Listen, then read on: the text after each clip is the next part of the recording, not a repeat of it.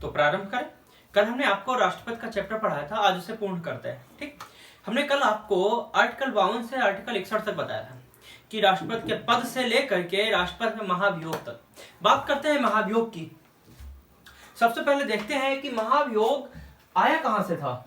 महाभियोग देखो, हम लोग एक अच्छी तरह जानते हैं कि संयुक्त राज्य अमेरिका USA, ठीक, तो जब हम बात करते हैं महाभियोग की तो ये आया कहां से था। हमने अभी आपको बताया था प्रारंभ में आर्टिकल 52 के तहत कि जो राष्ट्रपति का पद है यह भी कहां से लिया गया था, अमेरिका से लिया गया था। और जो महाभियोग की प्रक्रिया है ये कहां से ली गई, ये भी अमेरिका से ली गई थी। वहीं जब हम बात करते हैं निर्वाचन की, निर्वाचन पद्धति की या निर्वाचन मंडल की बात करते हैं तो ये लिया गया था आयरलैंड से।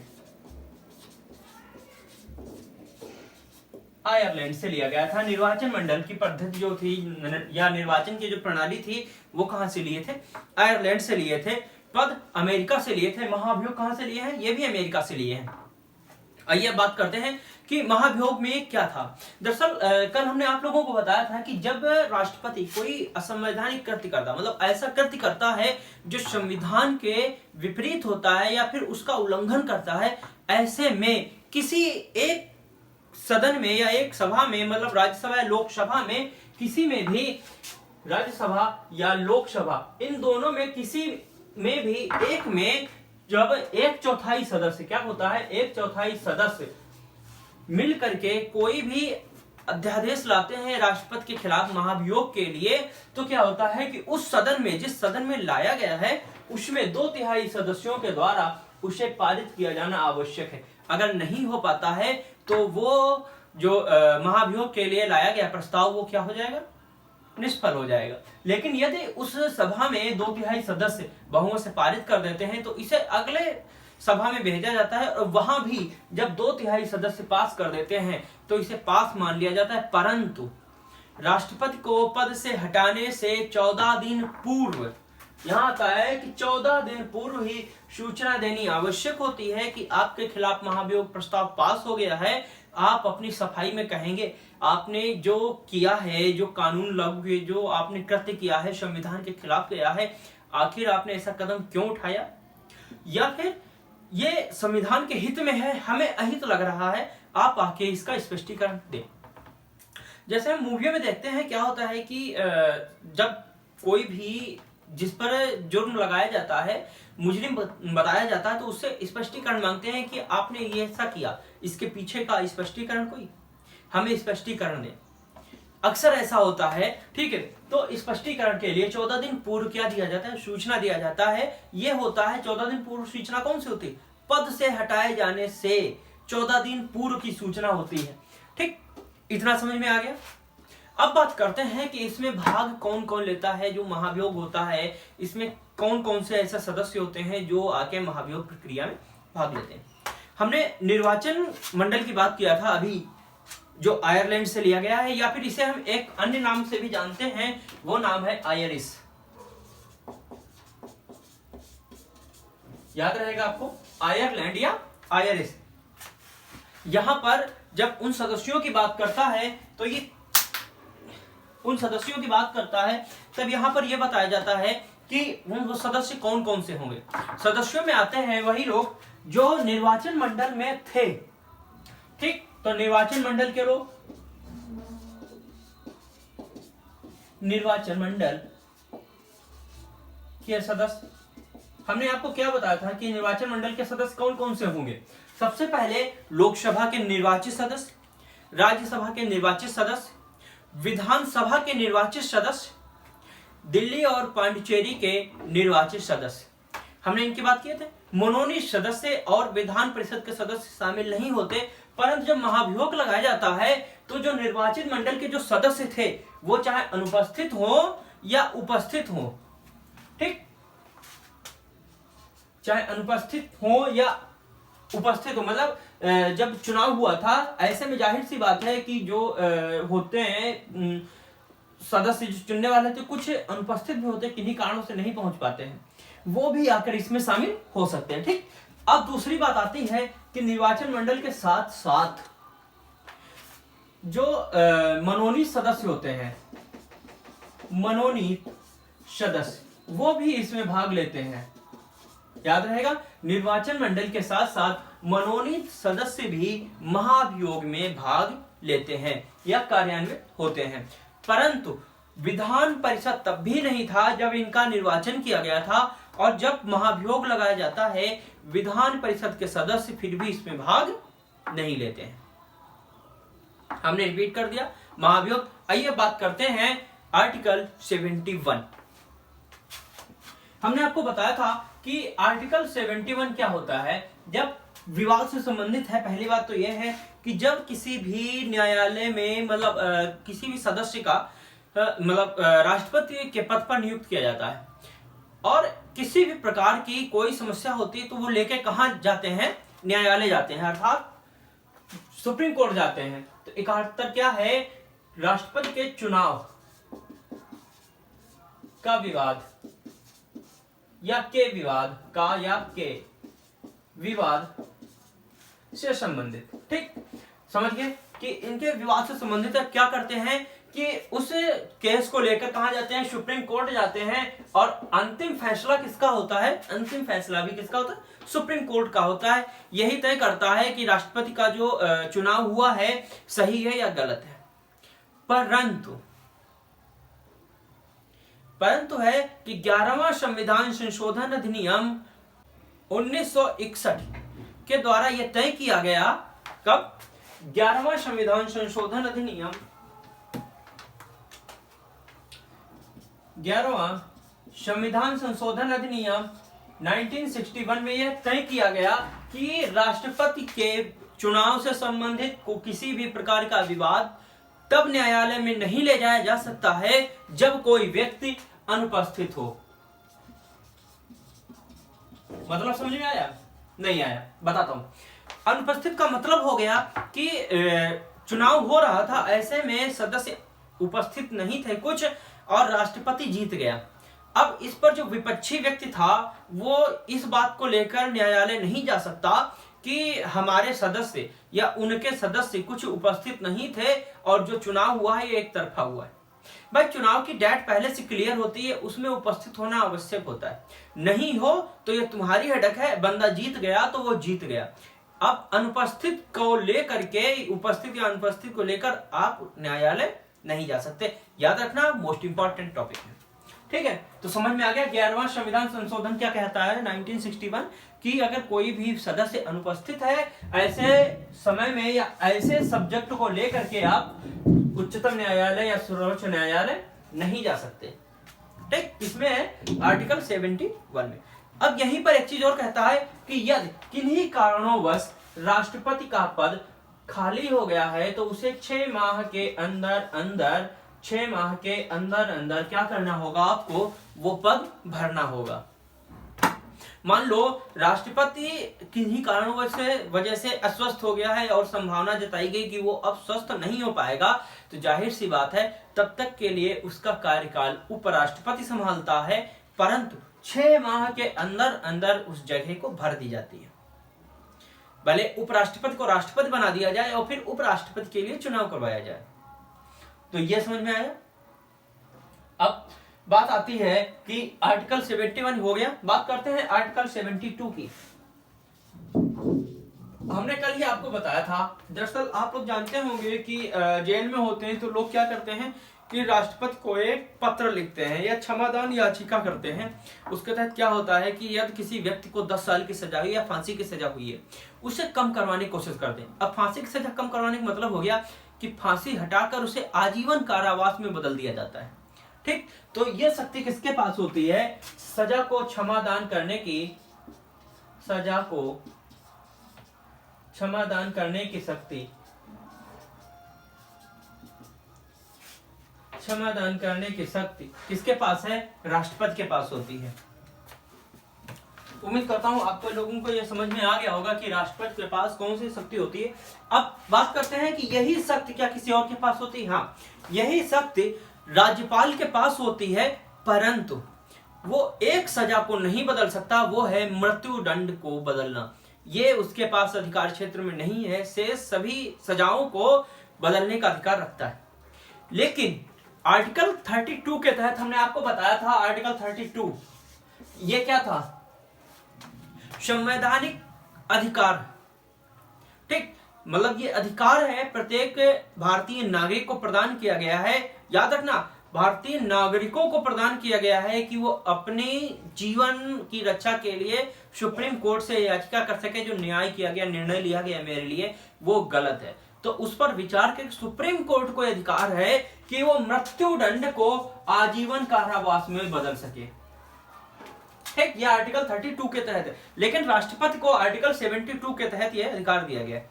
राज्यपाल वाला जब हम राज्यपाल का बताएंगे तब बताएंगे। अब ये देखते हैं, बात 71 हो गया, 72 हो गया। अब बात करते हैं आर्टिकल 111 अर्थात 111। इसके तहत क्या है, वीटो शक्ति किसको प्रदान की गई है, राष्ट्रपति को प्रदान की गई है वीटो शक्ति। अब वीटो शक्ति सबसे पहले देखते हैं कि इसे लिया कहां से गया है, ये वीटो शक्ति कैसा होता है, ठीक। जो वीटो शक्ति है, हम देखते हैं हमारा देश, अच्छा एक बात बताओ, हमारे देश पर 200 से अधिक सालों का शासन किसने किया, मैक्सिमम जो कानून है ये कहां से लिए गए, तो एक ही उत्तर होगा ब्रिटेन। अब बताएं कि ब्रिटेन का संविधान लिखित है या अलिखित है, तो उत्तर होगा अलिखित। ब्रिटिश या ब्रिटेन, वीटो शक्ति कहां से लिया गया है, ब्रिटिश या ब्रिटेन से लिया गया। अब इसके तहत होता क्या है, राष्ट्रपति को जो संविधान का या जो देश का प्रथम नागरिक होता है या जो संवैधानिक प्रमुख होता है, उसे एक विशेष प्रकार की क्या दे दी जाती है, शक्ति दे दी जाती है, जिससे कि मान लो कोई भी किसी भी प्रकार का न्याय, कोई अधिनियम आया, ठीक है, देखो अधिनियम और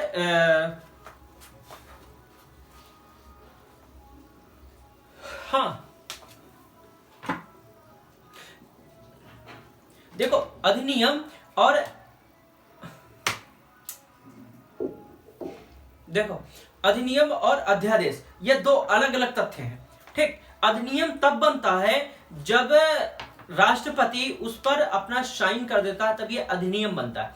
अध्यादेश या विधेयक, ठीक, ये दोनों एक होते हैं और ये तब बनते हैं जब राज्यसभा और लोकसभा दोनों इसे पारित कर देते हैं, तब ये अध्यादेश या विधेयक होता है। परंतु राष्ट्रपति के साइन करते ही क्या बन जाता है, अधिनियम बन जाता है। अर्थात क्या ये क्या बता रहा है कि राष्ट्रपति को सिर्फ प्रथम नागरिक का पद ही नहीं प्रदान है, बल्कि वो संविधान का संरक्षक भी है। मतलब वो देखेगा कि सही है कानून या गलत है, और इसके तहत वो अपनी शक्ति का प्रयोग भी करता है।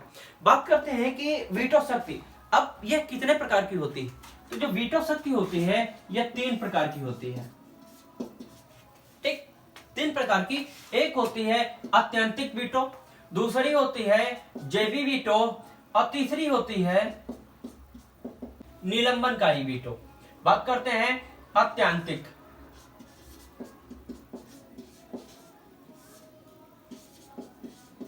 वीटो। आत्यंतिक वीटो में क्या होता है, कोई भी विधेयक जब राष्ट्रपति के पास मतलब लोकसभा राज्यसभा से पारित होकर जाता है और वो वहां निर्णय करता है कि इसे साइन करें या ना करें, देखता है, अगर सही लगा तो करता है, नहीं लगता है तो उसे अपने पास सुरक्षित रख लेता है। क्या कर लेता है, सुरक्षित रख लेता है। अब इससे क्या होता है कि इनकी देखो अवधि कुछ समय के लिए होती है, और इससे क्या होता है जो अधिनियम होता है यह समाप्त हो जाता है। बात करते हैं निलंबनकारी वीटो क्या होता है। हम बात जब निलंबनकारी वीटो की करते हैं, निलंबनकारी वीटो, निलंबनकारी वीटो में क्या होता है कि राष्ट्रपति विधेयक को देखता है और अगर लगता है उसे इसमें कुछ गलत है तो ऐसे में क्या करता है, वो उसे वापस भेज देता है और कहता है कि इसे फिर से इसमें सुधार करो। क्या करता है, सुधार करने के लिए फिर से भेज देता है। परंतु अगर वहां से साधारण बहुमत के द्वारा, कैसा, साधारण बहुमत के द्वारा, साधारण बहुमत कितना होता है, 1/3 सदस्य, ठीक, साधारण बहुमत के द्वारा फिर से प्रस्ताव पारित कर राष्ट्रपति के पास भेज दिया जाता है। ऐसे में राष्ट्रपति उस विधेयक को मंजूरी देने के लिए बाध्य हो जाता है। समझ में आया? अब एक चीज देखते हैं, निलंबनकारी वीटो से संबंधित 2 अधिनियम है। एक है 42वां संविधान संशोधन अधिनियम 1976, एक है 42वां संविधान संशोधन अधिनियम, ठीक, 1976। इसके तहत क्या हुआ था, जब 42वां संविधान संशोधन आया तो एक संशोधन किया गया संसद में कि हम कोई भी अधिनियम भेजेंगे, राष्ट्रपति अपने पास सुरक्षित रख लेगा या वापस भेज देगा, तो उन लोगों ने कहा कि हम जो भेजेंगे राष्ट्रपति को पुनर्विचार के लिए भेजने का अधिकार नहीं होगा, अतः उसे मंजूर करना पड़ेगा। क्या हुआ कि मंजूर करना पड़ेगा इसे, ये वापस नहीं भेज सकता है, ना अपने पास निरस्त कर सकता है। ठीक, अब बात आती है कि जब ये हुआ तो लोगों को लगा नहीं, कहीं ना कहीं कुछ तो गलत है। तो 44वां संविधान संशोधन जब हुआ था, ठीक, 44वां संविधान संशोधन 1978, इसमें क्या किया गया कि राष्ट्रपति उस विधेयक को अगर लग रहा है कि यह सही नहीं, इसमें संशोधन किया जाना चाहिए, तो एक बार पुनर्विचार के लिए पुनः संसद में भेज सकता है। कितनी बार? केवल एक बार। एक बार पुनः पुनर्विचार के लिए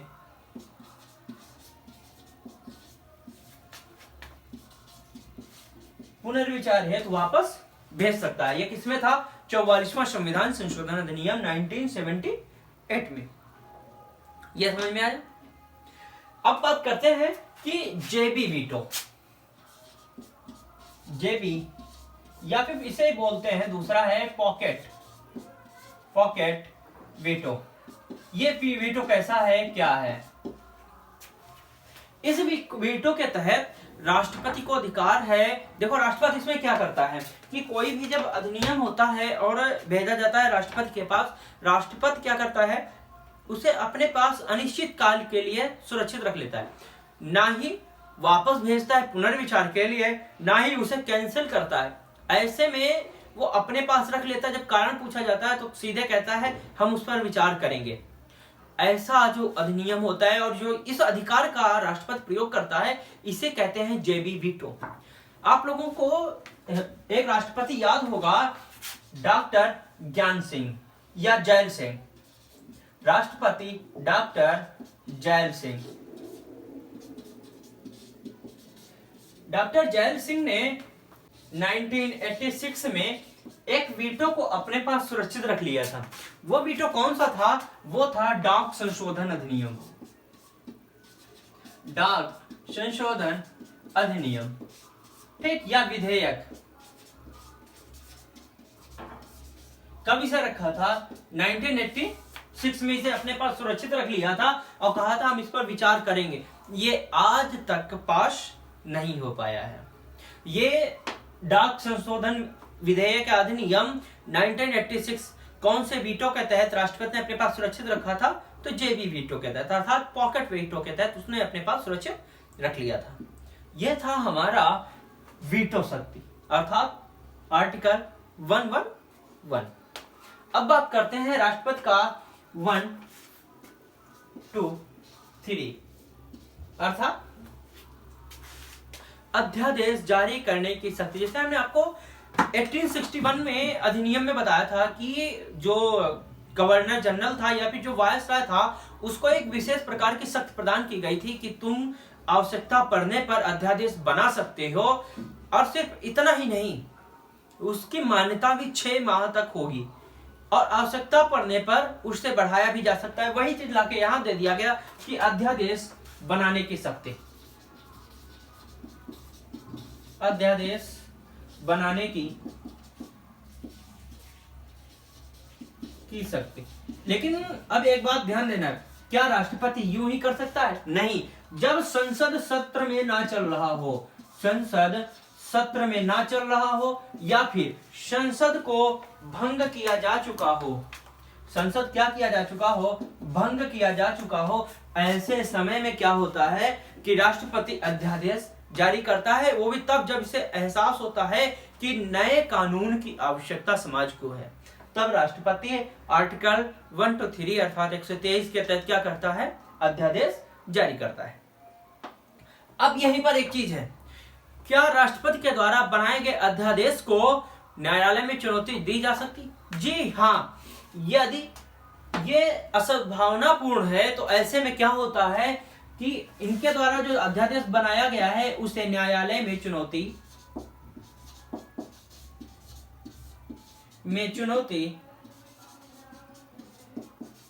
दी जा सकती है। समझ में आया? ये भी किसके तहत है? 123 के तहत। आर्टिकल 123 के तहत कहता है कि राष्ट्रपति के द्वारा बनाया गया अध्यादेश यदि असद्भावनापूर्ण हो, कैसा हो? असद्भावनापूर्ण हो, असद्भावनापूर्ण हो। ठीक, ऐसे में क्या होगा कि कोई भी व्यक्ति या फिर सदन न्यायालय में उस अध्यादेश को क्या कर सकता है? चुनौती दे सकता है। इसकी मान्यता कितनी होती? 6 माह। परंतु जब संसद सत्र में आती है और उसे लगता है कि हाँ ये सही है, तो क्या करता है कि अध्यादेश को 6 माह के लिए एक्सटेंड कर सकता है या 1 साल के लिए, या फिर संसद सत्र बैठकर उसे कानून के रूप में पारित कर देता है। यह है राष्ट्रपति के अध्यादेश की शक्ति, आर्टिकल 123 के तहत। अब बात करते हैं आर्टिकल 143 अर्थात आई लव यू की। 143, ठीक, 143 क्या कहता है कि राष्ट्रपति किसी भी परामर्श के लिए, कैसा भी परामर्श हो, अगर वो चाहता है तो परामर्श वो सुप्रीम कोर्ट से या मतलब ले सकता है। सुप्रीम कोर्ट से परामर्श कई बार पूछा गया है, एक बार नहीं बहुत बार पूछा गया है। राष्ट्रपति सुप्रीम कोर्ट से परामर्श किस अधिनियम के तहत ले सकता है? आर्टिकल 143 के तहत सुप्रीम कोर्ट से राष्ट्रपति क्या करता है? परामर्श लेता है। लेकिन अब क्या राष्ट्रपति खुद जाता है? नहीं, एक व्यक्ति की नियुक्ति की जाती है जिसे कहते हैं महान्यायवादी। महान्यायवादी ये क्या करता है? जाके राष्ट्रपति के लिए न्यायालय जाता है और वहां से कमेटी बैठती है और फिर विचार विमर्श किया जाता है। मतलब बीच की कड़ी जो होता है या राष्ट्रपति का विचार विमर्श वहां तक ले जाना, वहां से यहां तक लाने वाला कौन होता है? महान्यायवादी होता है। सिर्फ इतना ही नहीं, महान्यायवादी का एक और कार्य होता है कि राष्ट्रपति तो राष्ट्रपति है, साथ साथ केंद्र सरकार के भी किसी भी प्रकार की समस्याओं का समाधान करना, या किसी प्रकार से किसी ने भी केंद्र सरकार पर केस कर दिया है, किसी सरकार पे केस कर दिया, मतलब किसी राज्य सरकार की बात नहीं कर रहा हूं, किसी जैसे प्रधानमंत्री पे केस कर दिया है या फिर राष्ट्रपति पे केस कर दिया है या केंद्र सरकार पे केस कर दिया गया है, या किसी प्रकार का विवाद या मामला उत्पन्न हो जाता है, ऐसे में उस मामले विवाद को रिप्रेजेंट कौन करता है न्यायालय में? हम देखते हैं प्रधानमंत्री जी हैं, इन पर कई बार कोर्ट जाने की स्थिति है। ठीक, तो कोर्ट क्या प्रधानमंत्री खुद जाते हैं? नहीं, उनके स्थान पर महान्यायवादी उस कार्यवाही को पूर्ण करता है। क्यों? इसीलिए इनको रखा ही गया है कि तुम जो कानूनी कार्यवाहियां हैं इसे निभाओगे। समझ में आया? तो राष्ट्रपति या फिर केंद्र सरकार की तरफ से जो सुप्रीम कोर्ट में जाकर सरकार को रिप्रेजेंट करता है वो कौन होता है? महान्यायवादी होता है। आर्टिकल 143 के तहत राष्ट्रपति सुप्रीम कोर्ट से किसी भी विषय में परामर्श ले सकता है। अब याद रहे, सुप्रीम कोर्ट परामर्श देने के लिए राष्ट्रपति को बाध्य है, लेकिन राष्ट्रपति सुप्रीम कोर्ट के द्वारा प्राप्त हुए परामर्श को मानने के लिए बाध्य नहीं है। समझ में आया? सुप्रीम कोर्ट तो बाध्य है कि परामर्श हाँ देना ही देना है, लेकिन राष्ट्रपति माने या ना माने ये उसके स्वविवेक पर आधारित है। अब बात करते हैं, कुछ स्थितियों में आपातकाल लागू होते हैं। इन्हें आर्टिकल 352, 356 और 360 इन 3 भागों में बांटा गया है कि आपात स्थितियों में आपातकालीन मतलब जो होते हैं आर्टिकल 3 के तहत है, जिनमें राष्ट्रपति कार्यवाही करता है। पहला है 352, ये आपातकाल की घोषणा करता है। ठीक, आपातकाल का तात्पर्य क्या होता है कि जब कोई बाहरी सैन्य या बाहरी आक्रमण हो जाता है, ऐसे में आपातकाल लागू कर दिया जाता है। ये अभी तक 3 बार लागू किया गया है। पहला लागू हुआ था 1965 में, 1965 में। दूसरा लागू हुआ 1970 1971 में, और तीसरा लागू किया गया था 1975 में। जो 75 में लागू किया गया था, ठीक, 1975 में लागू किया गया था, ये आंतरिक अशांति के आधार पर लागू किया गया था।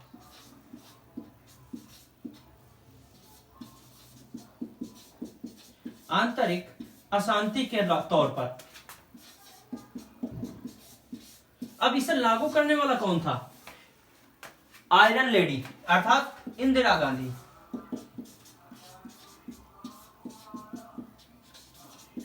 अब एक चीज ध्यान देना, इंदिरा गांधी ने 1975 में आंतरिक अशांति पर क्या किया था? आपातकाल लागू कर दिया था। आपातकाल में आर्टिकल 20 और 21 को छोड़कर, 20 और 21 को छोड़कर से सभी उस क्षेत्र से मूल अधिकार या मौलिक अधिकार क्या कर दिए जाते हैं? निरस्त कर दिए जाते हैं।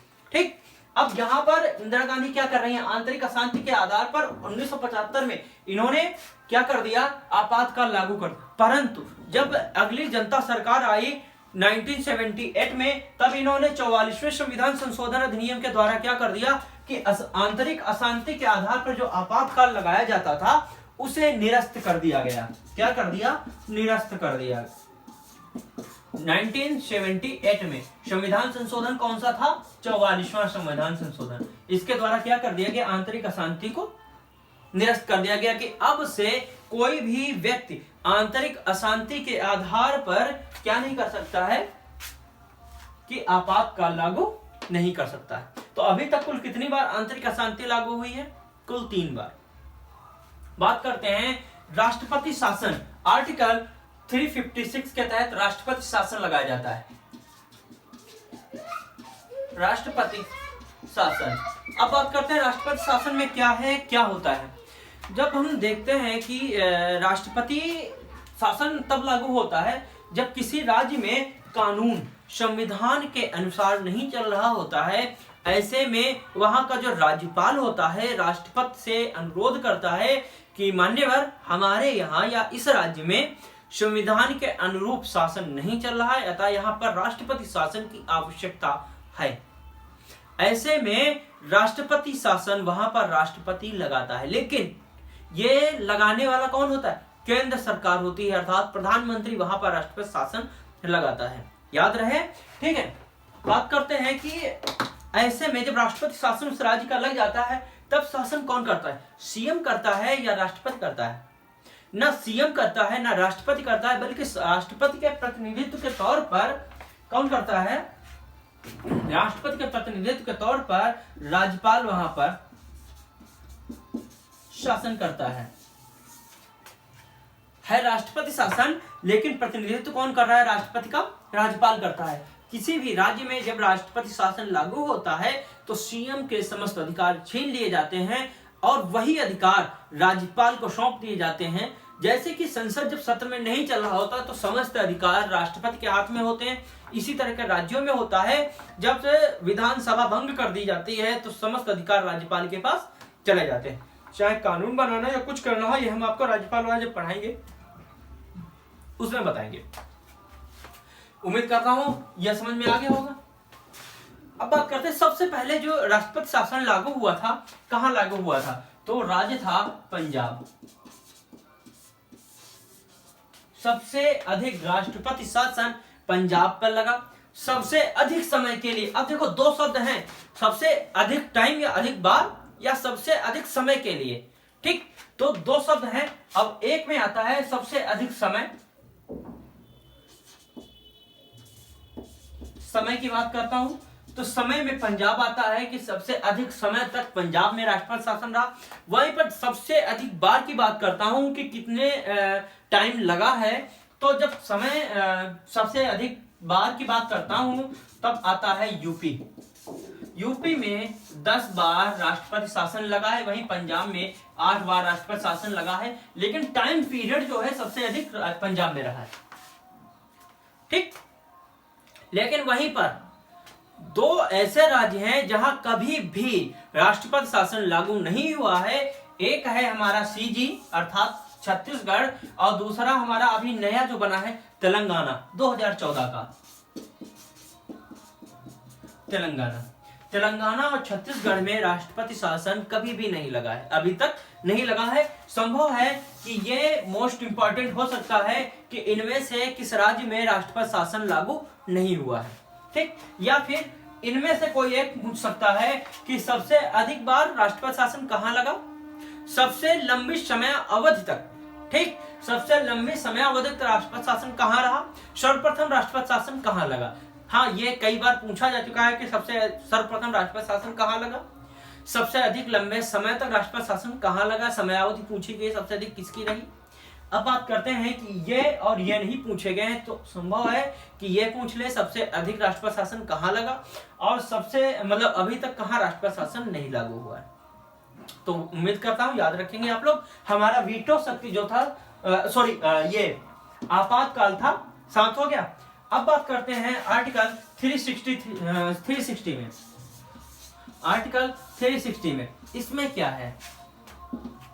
आर्टिकल 360 कहता है कि जब किसी देश मतलब जब संपूर्ण देश या किसी स्तर पर, राज्य स्तर पर या क्षेत्र स्तर पर वित्तीय स्थिति गड़बड़ हो जाती है, ऐसे में वहां पर आपात या वित्तीय आपात लगा दिया जाता है। क्या कर दिया जाता है? वित्तीय आपात को लागू कर दिया जाता है। अब जाहिर सी बात है, ये वित्त से संबंधित है, यानी वित्त होगा, ठीक। अब उसमें होता क्या है, जो वित्तीय आपात होता है, वित्तीय आपात में एक विशेष क्षेत्र पर, पहली बात संपूर्ण देश पे होता नहीं है, अगर हुआ भी तो उसे केंद्र सरकार हैंडल करती है और ऐसे में वित्तीय आपात नहीं लागू किया जाता है। जब किसी विशेष क्षेत्र या किसी विशेष राज्य पर स्थिति गड़बड़ हो जाती है, आर्थिक स्थिति या आर्थिक संकट उत्पन्न हो जाता है, ऐसे में वहां पर वित्तीय आपात लागू कर दिया जाता है और पूरा का पूरा जो इकोनॉमिक सोर्स होता है सेंट्रल गवर्नमेंट के हाथ में चला जाता है। ये था हमारा 360। उम्मीद करता हूं आपातकाल आप लोगों को बता दिया है। आपातकाल का एक छोटा सा पॉइंट है कि सबसे पहले देखते हैं आपातकाल लिया कहां से गया था। हम आपातकाल की जब बात करते हैं तो कहां से लिया गया था, तो जर्मनी का वाइमर सिद्धांत। आपात का जो टॉपिक था संविधान में, ये जर्मनी से लिया गया था और जर्मनी का जो संविधान है उसे हम वाइमर संविधान बोलते हैं। याद रहेगा। हमारा आज का जो टॉपिक था ये ऑलमोस्ट कंप्लीट हो गया है। कुछ जो मोस्ट इंपॉर्टेंट टॉपिक है वो भी देख लो एक बार। अब हम जैसे बात कर रहे थे वीटो शक्ति के बारे में। जब संविधान संशोधन किया जाता है 368 के तहत, तो संविधान संशोधन में राष्ट्रपति के पास वीटो शक्ति का अधिकार नहीं होता है। समझ में आया? कानून अगर कोई बन रहा है तो उसके लिए उनके पास वीटो शक्ति है, लेकिन संविधान संशोधन किया जा रहा, ऐसे में उनके पास किसी भी प्रकार का वीटो शक्ति नहीं होता है। राष्ट्रपति इससे वंचित होता है। अर्थात मतलब क्या हुआ कि राष्ट्रपति को उस विधेयक या अधिनियम को क्या करना होता है, मतलब उस विधेयक को अधिनियम बनाना ही पड़ता है, स्वीकृति देनी ही पड़ती है यदि संविधान संशोधन है तो। इसके अतिरिक्त एक और टॉपिक आता है जिसे कहते हैं धन विधेयक। जब धन विधेयक होता है तब ऐसे में राष्ट्रपति उसे या तो निरस्त कर सकता है या अपने पास सुरक्षित रख सकता है, लेकिन उसे वापस नहीं भेज सकता। यह है धन विधेयक। धन विधेयक को राष्ट्रपति क्या नहीं कर सकता, वापस नहीं भेज सकता। कौन से आर्टिकल में है? आर्टिकल 111। ठीक। संविधान संशोधन से संबंधित किसी भी आर्टिकल मतलब किसी भी अधिनियम को या अधिनियम के लिए राष्ट्रपति के पास वीटो शक्ति नहीं होता। आर्टिकल कौन सा है? आर्टिकल 111 है। वहीं पर हम जब बात करते हैं किसी विधेयक के बारे में, मतलब संविधान संशोधन के बारे में, अब बात वही चीज है कि आखिर क्यों राष्ट्रपति उस पर अपना वीटो नहीं कर सकता। तो 24वां संविधान संशोधन 1971 में हुआ था। 24वां संविधान संशोधन 1971 में एक नया कानून बनाया गया था कि राष्ट्रपति संविधान संशोधन से संबंधित किसी भी विधेयक या अध्यादेश को अपने पास नहीं रोक सकता। क्या कर सकता है? विधेयक या अध्यादेश को अपने पास नहीं रख सकता, ना सुरक्षित कर सकता, ना निलंबित कर सकता है, अर्थात वीटो शक्ति नहीं लगा सकता है यदि संविधान संशोधन है तो। बात करते हैं अब जाहिर सी बात है, अब एक छोटा सा टॉपिक है एक। आप लोग जानते होंगे कि जैसे राष्ट्रपति है, अपना पद त्याग करना चाहता है तो वो किसके माध्यम से करेगा, क्या करेगा? जब राष्ट्रपति को अपना पद त्यागना होता है तो आर्टिकल 56 के तहत, आर्टिकल 56 के तहत, हालांकि 1 है, आप 56 रखिए याद। आर्टिकल 56 के तहत अपना इस्तीफा या पद त्याग जो करता है उसके लिए आवेदन उपराष्ट्रपति को करता है, उपराष्ट्रपति को करता है। वहीं पर जब उपराष्ट्रपति करता है, राष्ट्रपति को करता है। अब यहीं पर आ जाओ कि उपराष्ट्रपति अनुपस्थित हो या उपराष्ट्रपति का चुनाव चल रहा हो, राष्ट्रपति क्या करना चाहता है, अपना इस्तीफा देना चाहता है, ऐसे में क्या करेगा? ऐसे में राष्ट्रपति अपना जो इस्तीफा है वो सर्वोच्च न्यायालय के मुख्य न्यायाधीश को देगा। क्यों? क्योंकि इन दोनों की अनुपस्थिति में मुख्य न्यायाधीश ही होता है जो कार्यवाहक राष्ट्रपति की भूमिका निभाता है। जैसे सबसे पहले कार्यवाहक की भूमिका निभाने वाले जो थे सर्वोच्च न्यायालय के मुख्य न्यायाधीश एम हिदायतुल्ला थे।